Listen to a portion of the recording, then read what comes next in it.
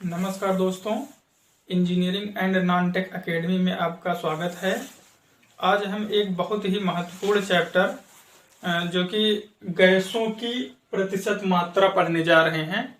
ठीक दोस्तों, गैसों की प्रतिशत मात्रा ये सभी एग्जामों में, चाहे वह ग्रुप डी हो, चाहे वह एसएससी हो, चाहे वह लेखपाल वीडियो, किसी भी एग्जाम में एक ना एक क्वेश्चन कहीं ना कहीं से पूछा जाता है। ठीक दोस्तों, तो आइए हम देखते हैं एक एक करके।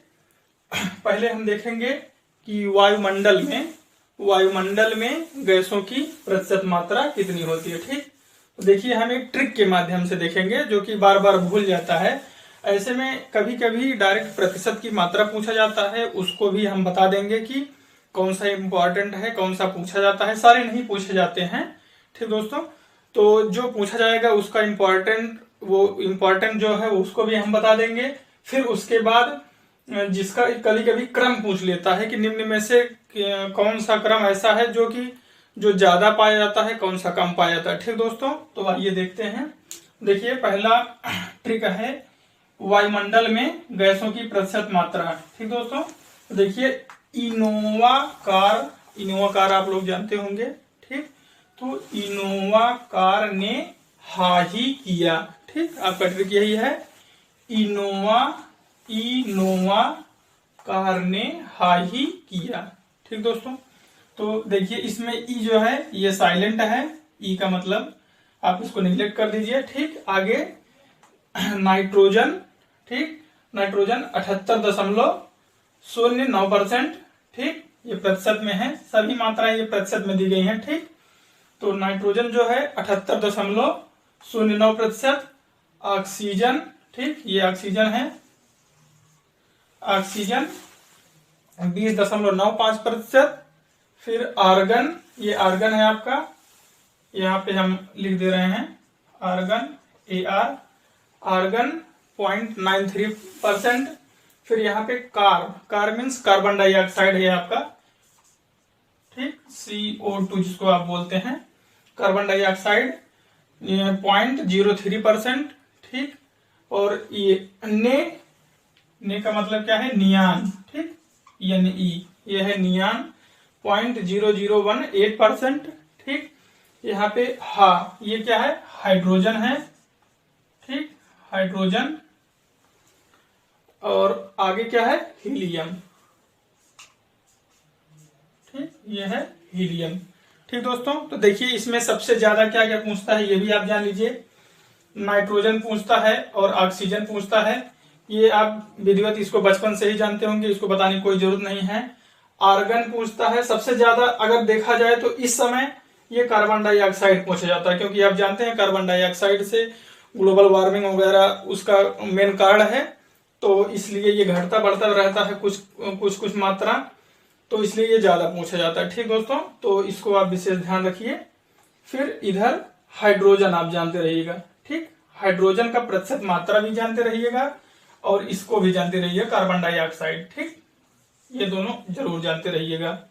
ठीक, नीचे आइए, ये देखिए पृथ्वी पर का क्या मतलब है, जैसे पूरे पृथ्वी में, जैसे चाहे वो कोर हो, क्रस्ट हो, चाहे मेटल हो, कहीं पे भी, मतलब पूरे ओवरऑल पृथ्वी पर, ठीक, कितनी मात्रा पाई जाती है। या फिर आप इसमें लिख सकते हैं पृथ्वी में, आप इसको पृथ्वी में कर सकते हैं। ठीक, तो पूरे पृथ्वी में कहा जाए तो देखिए यहाँ पे फेरस मीन्स ये क्या है, ये लोहा। ठीक, फेरस की मात्रा कितनी है, 35.5%। ठीक दोस्तों, ऑक्सीजन की मात्रा 30%। फिर ये N जो है ये साइलेंट है। ठीक, ये सिलिकॉन की मात्रा कितना है, 15%। ठीक, फिर यहां से मैग्नीशियम कितना है, 13%। फिर ये क्या है, निकिल कितना है, 2.4%। फिर यहाँ कितना है, एल्यूमिनियम कितना है, 1.1%। और कैल्शियम कितना है, 1%।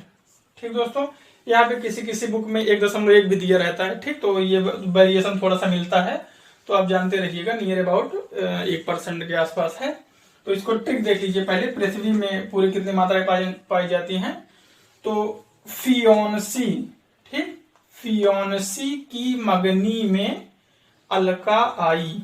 ठीक दोस्तों, फियोंसी की मंगनी में अलका आई। ठीक दोस्तों, अब इसको 2-3 बार आप लिख के चाहे फिर ऐसे ही कह के मुंह से याद करेंगे, लिख के याद करेंगे तो और अच्छा रहेगा। फियोंसी की मंगनी में अलका आई, इसमें की और की में ये सब साइलेंट है। ठीक, इन सबको छोड़ दीजिएगा। फिर इधर अलका, एल्यूमिनियम, कैल्शियम। ठीक दोस्तों, यहाँ पे पृथ्वी में हो गया। फिर उसके बाद क्रस्ट। क्रस्ट का मतलब होता है भूपर्पटी, यानी कि सतही क्षेत्रफल जो कुछ किलोमीटर के अंदर पृथ्वी के जो होते हैं उसमें कितनी मात्राएं पाई जाती हैं।